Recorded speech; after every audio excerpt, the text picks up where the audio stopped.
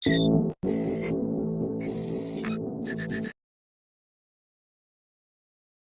video na ito ay pag-uusapan natin ang mainit na isyu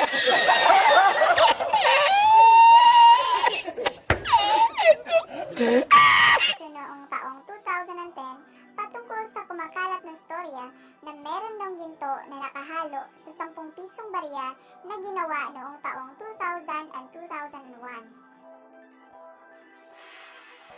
Ito ang mga tanong na ating sasagutin sa video na ito.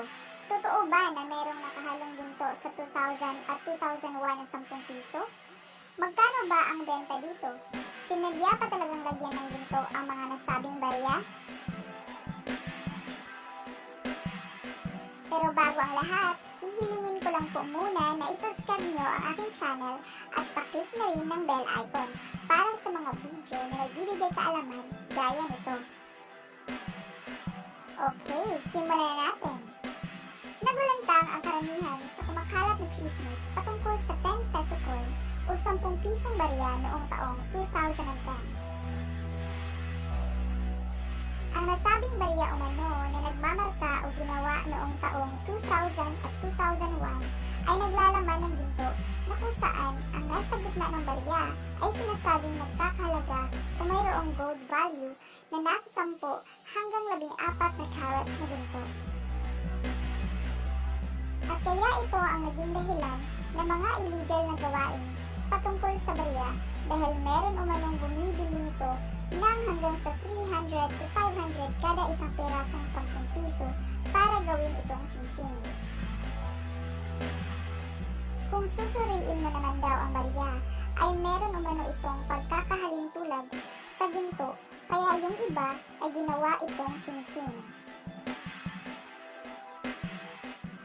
Maging ako rin nung panahon na yun ay naintriga sa usaping iyon, kaya naghahanap din ako ng barya na may marka na 2000 at 2001. Sa kasamaang palad, di tayo pinalad dahil sa panahon yun ay kay tanggal talagang mahanap ang barya na yun kasi kanya-kanya na ng tago at pagbebenta.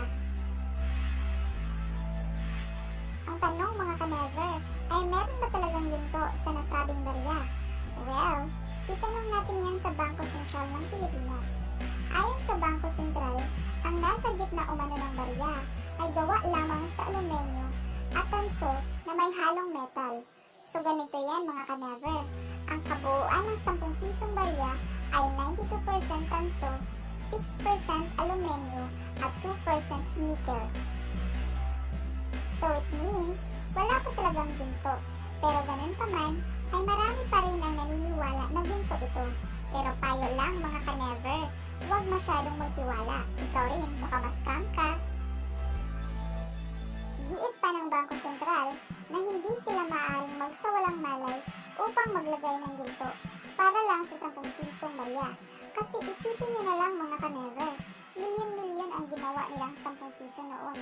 Sayang naman, di ba?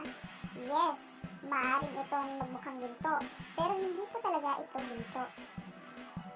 At alam nyo ba mga ka-never, na maaari kayong makulong sa kahit anumang pagkasangkot sa pagsira, pagbutas, at pagsunog ng barya. Ito ay nakasaad sa Artikulo 164 ng Revised Penal Code. Yan ang batas na maaari mong labagin. So yun mga ka-never, disclaimer pa rin.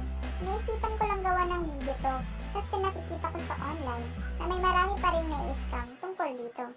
Salamat sa panonood ka-never at please don't forget to subscribe my channel at pa-click na rin ng bell